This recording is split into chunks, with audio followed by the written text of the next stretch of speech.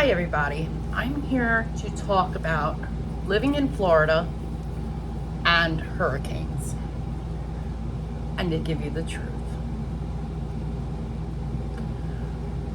So, when you have lived in Florida for a while, okay, you understand there are even if you don't live in Florida, you understand that there are different categories of hurricanes. But what people who do not live in Florida don't understand is a Cat 2 hurricane is just like our normal rain showers that we get in the summer in Florida every day. Okay, it's not until things start to increase to a Cat 3, a Cat 4, and most definitely a Cat 5. That's when we start to pay attention. So, yes, you should prepare. You should prepare. You should prepare every June. I'm not going to sit here and try to bullshit you. All right. You should prepare in June. You should get your water. You should get, plenty of stuff to keep you hydrated. You should get your perishables like, canned goods, things like that will last a long time without refrigeration. Okay? Sure. I got you. Okay? Another thing is people who don't live here, and I've experienced this firsthand because several years ago we had this hurricane come through. It was Hurricane Irma, and a friend of mine who lives in Ohio, you know who you are, I love you, says, you need to get out of there. I'm like, I have to go to work, okay? Because that's what we have to do to survive here. The people who live here, unless you live on the coast, and I mean right in the flood zone areas, zone A primarily, we wait. That's what we do. We wait. We wait. And we wait. And we wait. Because the course of a hurricane can take turns. And even a slight turn to the left or to the right can distinguish which way it's going to go. It could mean disaster for your area, or it could mean you've been spared. Okay? So I'm not running out of here until I know this thing is coming for my house. All right? Now, as far as supplies go,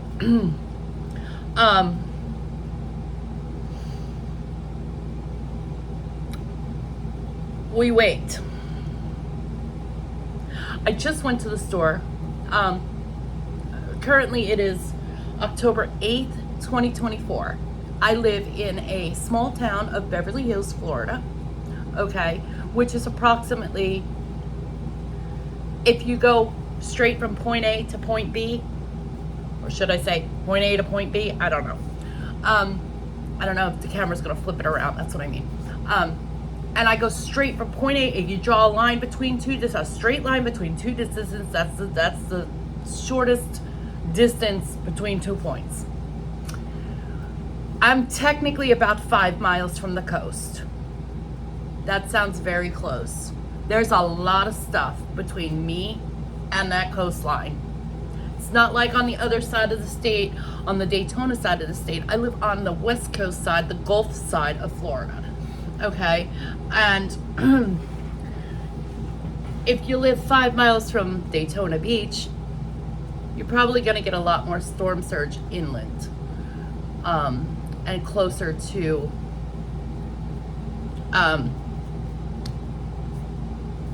further in with the storm surge, within 5 miles or so. We just had Hurricane Helene. I know that approximately 2 miles from my house, there was flooding. Okay? But yes, Hurricane Milton currently, I think it's a Cat 4. They're expecting it to go back to a Cat 5. But by the time it gets to me, it'll be a Cat 3. Okay? Yeah, it's still a little concerning. Well, okay. They're saying that by the time it hits the coast, and that when they say that, they mean the eye. Okay, let's talk about that. There's a lot of factors with these things. All right. I'll be right back with some pictures, so this way you guys can hopefully get a better grasp on some things. Okay, here we are. First things first, do you see all these lines right here? These lines are called the spaghetti model. And technically the spaghetti model is going to the eye of the storm. Let's pull it up over here. This little circle right here, right there. Let me show you. Right there, that circle. Right there. That right there is the eye of the storm. Okay? So the eye of the storm is supposed to pass very close to or over Tampa. That's what they're saying. Okay? So that's why Tampa is under such a high evacuation currently. So those are spaghetti models. Then you have this. This is called the cone of uncertainty. So the cone of uncertainty means that the eye of the storm can go anywhere between the top part of the cone and the bottom part of the cone. But more than likely, it's going to follow this line. They just don't know if it's going to sway to the left or to the right. Now, technically, the right-hand side of the storm, let me close this out. The right-hand side of the storm is where the higher and more destructive winds are. Okay? Now, I'm trying to see because my camera's in my way. There's also this lovely picture right here that I have. And as you can see, I live in this county right here. Okay? And approximately where my mouse is, right here, that's approximately where I live. Now, that means that my area is going to get between 74 and 110 mile an hour winds. And if this thing moves up any further, this is Tampa, by the way, right here. And if it moves to the left a little bit, this purple will move to the left a little bit also, which means I could experience over 110 mile an hour winds. Okay, so just because the eye of the storm does not actually hit your area, okay, because there's in the middle here, when the eye passes over that area, whatever area that is, it's the sun is out, it's beautiful, no wind, no rain, there's nothing. But then it starts up again, okay? And when it starts up again, you're going to go to the other side of the storm, and it's going to be, you know. So just because the storm doesn't pass over us, doesn't mean that we're not going to get all of this right here, all of this in the area that you live. Now, I'm going to tell you, there's a gentleman who is on Facebook, and he makes comedical short videos about Florida in general. His name is OMG It's Wix, but the things that he says is actually true. He talks about, is the Waffle House closed? That's really a thing, okay? That's really a thing. When the Waffle House closes, It means get out of Dodge. Seriously.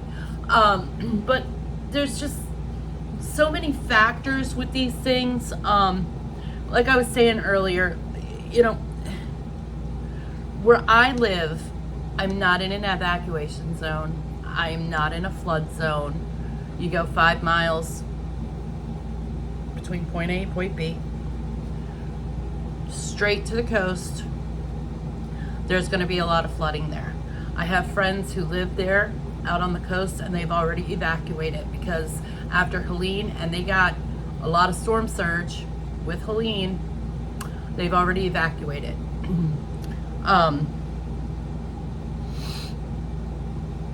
And where I live, I don't have any evacuations. I don't have any of that stuff. If you look at my last video that I made, I have a plan. You guys can see that video if you want to hear the plan again or want to hear what my plan is. I also have put into effect plans for family and friends who, if something happens, they know they are welcome to just come to my house as carefully as possible to be able to, you know, get out of harm's way. Then there's but so Tampa currently is what is the main focus with this storm, and I am about 60 miles north of Tampa.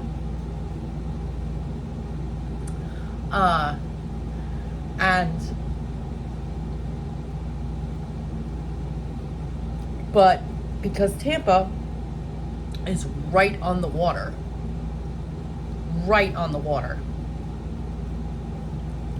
they're expecting a lot of storm surge, a lot of destruction. Plus the fact they already just had a bunch of storm surge from Helene. So when you live here, you have to take in a lot of factors in Florida. You can't just say, oh, there's a hurricane coming, I'm leaving. No, it doesn't work like that, guys. I'm sorry to say that, but that's the truth. There's a lot of people that I know that they can't just pack up and leave. First of all, they don't have the money to do that. You know, gas is an issue. Let me talk about gas. Currently, I tried to get gas this morning. There's no gas in Citrus County that I could find in a relatively close distance without waiting an hour and a half in line. So I called up the Pilot gas station that is closest to me, which is at County Road 484 in Marion Oaks and I-75. Now, there, I can tell you, as of 11 a.m., there was gas at the Wawa that had just opened across the street, and also the Pilot has gas. Let's talk about Pilot. This is what I know. This is a little secret, okay? When they know that there is a storm like this coming their way, they know they're gonna run out of gas. It's inevitable, because it happens every time. There are lines where you're waiting hours. I went to the Wawa down the street from my house this morning, and the parking lot is full because everybody's parked there waiting on gas. I'm like, I am not waiting for some truck that may not even be here for 6 hours to show up for it to be gone in less than an hour, because there was so many people waiting to get gas.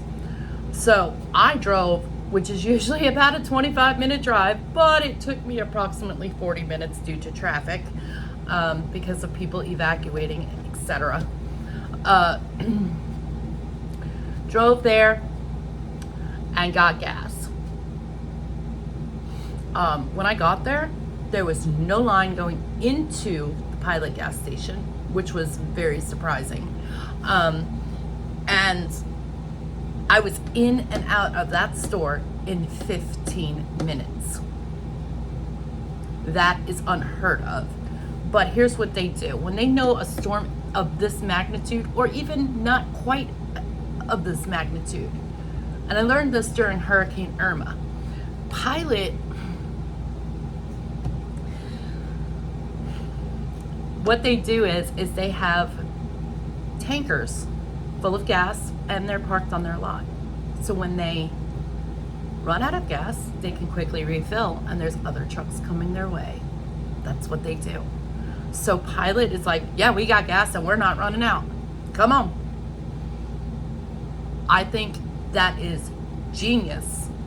Okay. So I knew. So I called them up to make sure, and I just headed there. I got gas. I have a full tank. Oh, let's answer this question.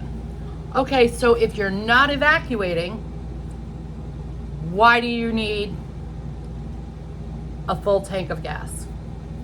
That's a very valid question. And here's the reasons. First of all, if you have a generator, your generator is going to run on gas. Which brings me to the second reason. Gas pumps run on electricity. If there is no electricity because the power is out in the entire area, you cannot get gas. So you fill up prior to the storm to make sure that after the storm passes, you can still get to work. See what I'm saying? Does that make sense? I hope it does, because people are looking for gas on Facebook, and I'm giving them my information, what I know about Pilot and etc. And people are like, what's the big deal with gas? Well, this is why. Okay? Because you have to have it in order to live your life after the storm. Okay? You still have to go to work. If you don't have gas in your car to get to work, how are you going to get to work?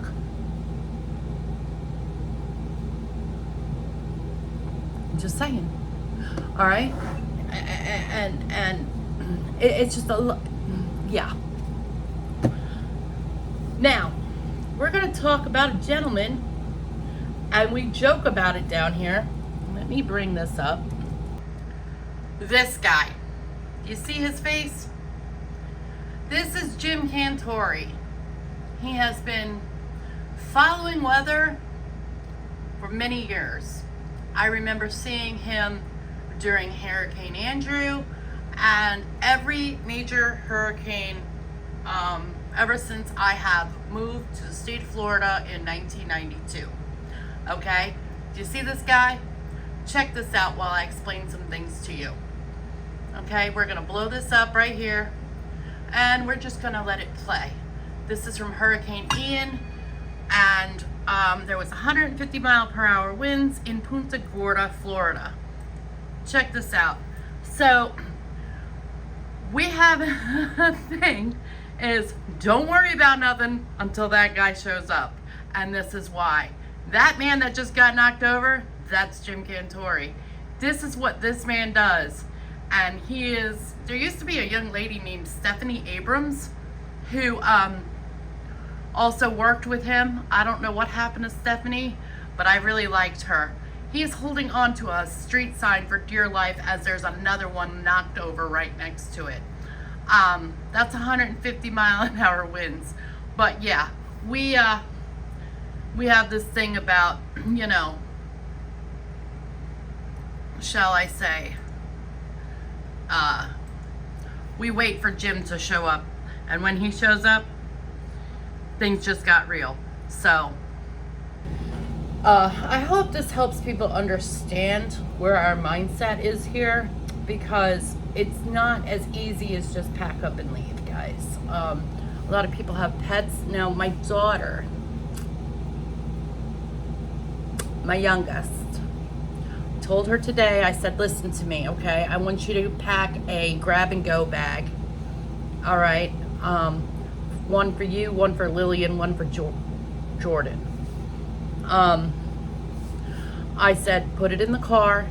If anything happens and for whatever reason you can't stay there, you grab every one of your pets and put them in the car. I don't care how you got to get them in there. And you do the best you can to head towards mom. Okay? You can come here. You will know if I'm home, because if you don't hear from me, I'm home. If you hear from me, I've left. Okay? So,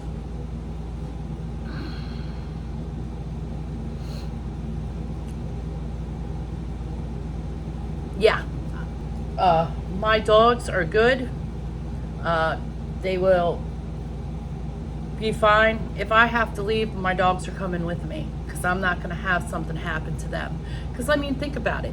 Let's just think about this for a minute. Okay? When you have winds that are this strong and they can knock over a tree, let's say that tree knocks into a power line. Meanwhile, you have flooding. That power line now hits the water. What do you think is going to happen to you if you go in that water? Or if your dogs go in that water?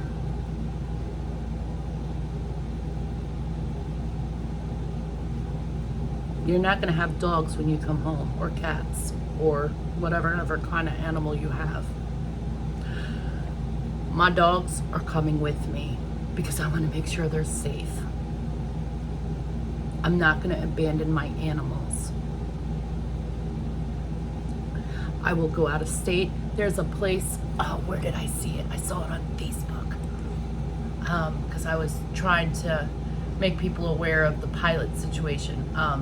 There's a place, I'm trying to find it real quick, in Alabama. And they're like, bring your tents, bring your RV, we don't care, bring your pets.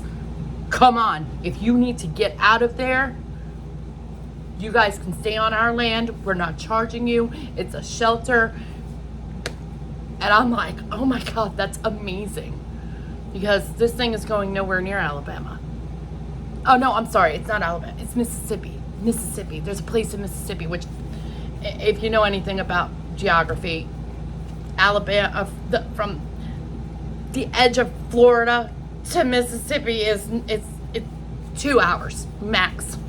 Okay, from Tampa to this place is 9 hours. That's it. It's a 9-hour drive,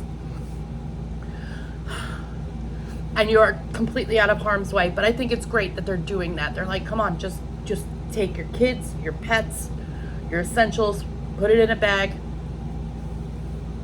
and come on. Now, let's talk about some other things. Power outages. Here's some tips. Okay? If you're going to leave and you still have power, put a coin. I don't care if it's a penny, dime, nickel, quarter, it doesn't matter. A coin of some sort.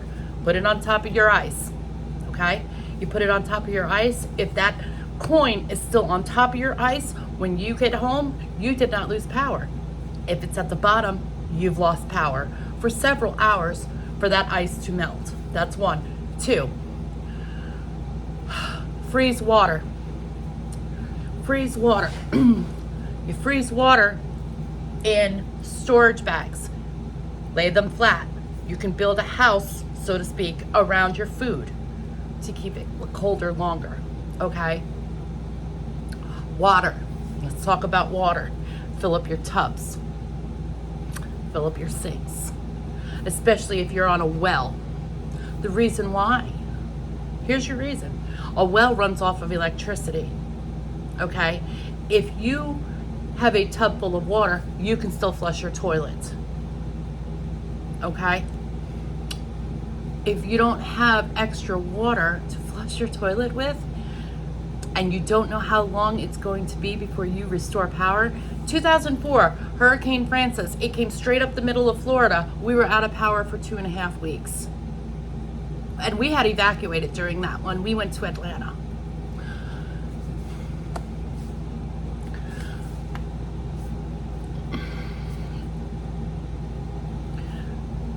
It's a mess when you come home. It really is. But if you can't flush your toilet, it's gonna be pretty nasty. I'm just saying. Now, if you have city water and you're not on a well, still fill up your bathtubs. There's a reason for this, especially if you're in a flood zone. Okay, if you're in a flood zone, okay, and hopefully you won't have 5 feet of flooding, but there will be places that will. Okay. First of all, if you fill up your bathtub, you can flush the toilet. If you fill up your sinks, you're gonna have fresh water, okay, that you can still drink. Fill up Tupperwares. If you have to, fill up Tupperware, put it in the freezer. You have even more ice to keep your food colder longer. Because without power, it's not pretty. It is not pretty. So Tupperware, fill it up. Pots and pans, fill it up. You can always, if you have a grill, hopefully by now you have filled up your propane tank because there isn't any. If you have a grill, you can sterilize your water. Okay? You can sterilize it so that way you can still drink water. You can still make, if you have powdered drinks, you can still make your powdered drinks. You can still cook with that. Excuse me. Still cook with that water. Do you see what I'm saying? These are the things that they don't talk about when they say, prepare for hurricane season now. Well, I'm not filling up Tupperware in June. I'm trying to think of everything.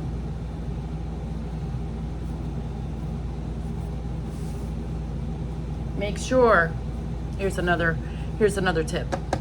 Your important documents. Now this is very important, guys.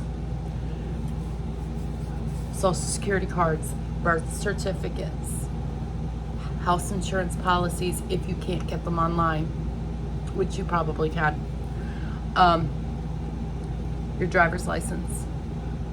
I know your driver's license is in paper, I get it, but you want to take all of these documents, put them in a plastic Ziploc bag, put it in your glove box. Okay? Because if you're in a flood area, you're going to come back and not have these documents anymore. It's the way that it is. They're going to get wet, they're going to get destroyed. If they're in a plastic bag and they're in your glove box, chances are they're going to still be in a plastic bag, undamaged, in your glove box.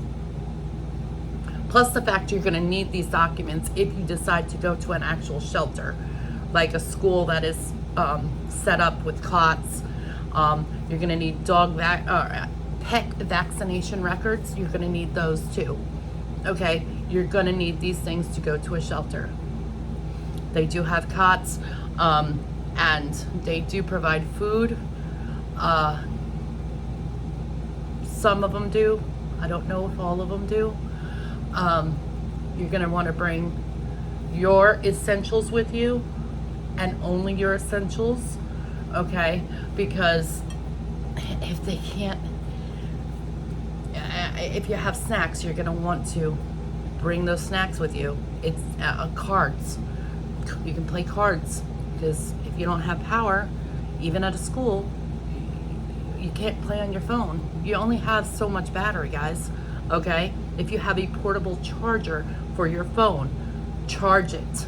If you have multiple of them, charge them, okay? You're gonna need these items. I'm trying to help here, okay? Now, medications. You want to take, and I have a box. Oh, it's in the car. I have a plastic box with a little, it's not like a padlock, but it's a latch. And when I go out of town, I put all of my medications into this box. That way I know where they are. Same thing with this type of situation. Put your medications either in a Ziploc bag or in some type of a box, not a paper, cardboard type box, but a plastic container, and make sure that way you know where they are. Things get very hectic after a hurricane. The other thing I wanted to mention is weather after a hurricane. Yeah, so 2004, we had 4 hurricanes come through back to back to back. If you live in Florida, you know exactly what I'm talking about. Francis hit, and we were out of power.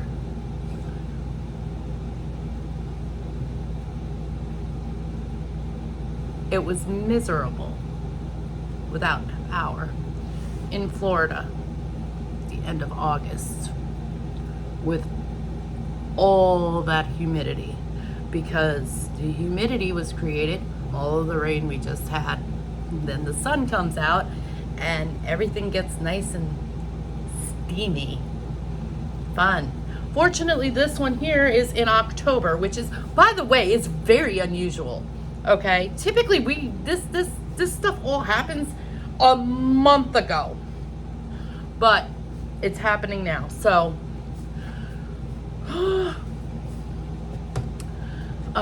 so because it's Florida, I know fall started approximately 3 weeks ago, but it's still been pretty hot out.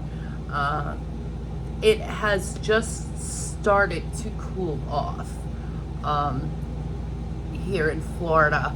The last 3 days have been absolutely beautiful outside. Actually, I took my see, I don't have central heat and air in my house because when this house was built, they didn't have that yet.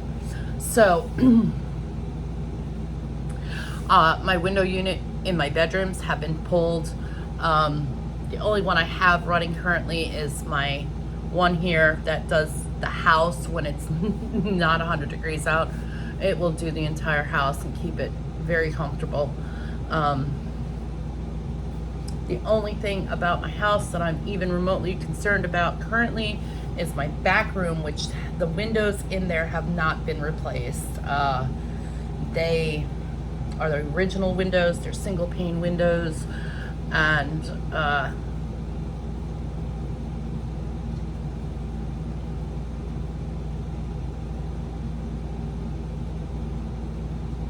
it won't be good. If anything projectile comes through, those windows are gone. The other thing is I have a couple of trees in the backyard, one on the corner and one on the corner, and if they were to fall, they would not only take down my power lines, and any cables running to my house, because our power lines are behind our houses in this area. It would knock out several houses and cause some extensive damage to my house. So that being said, if I think of anything else, I'll include it in this video. Otherwise, thank you guys so much for watching. Please like and subscribe, and hey, seriously, be safe. If you think you should evacuate, then do it. If you don't, and you're like me and you're gonna wait, that's cool, but do it safely, guys. Okay? Two more points of advice I just wanted to mention, and that's this. With wind, you stay in place. With water, you run. So what I mean by that is, if you have water coming towards you, like you can physically see water, an immense amount of water coming towards you, run. If you're in wind, if it's just wind, stay in place. Okay? And you wanna get as close to an inner wall as you can with wind. If you live in Tornado Alley and you're watching this, you know what I'm talking about. You want to stay away from windows with wind. If you were some reason outside and it was extremely windy, like in that video that I just showed you a few minutes ago, okay, stay in place, hold on to something. But with water, and I mean this with absolute 100% seriousness, pardon my language, but get the fuck out of there. Okay? Because water is an immense force. So, again, whatever you guys decide to do, be safe. If you have to leave, then leave. If you have to evacuate or you want to evacuate, then evacuate. If you're going to stay and ride the storm out, do so safely. Good luck. And I hope my tips and my explanations of things have helped. Good luck, guys. We'll see you in the next video.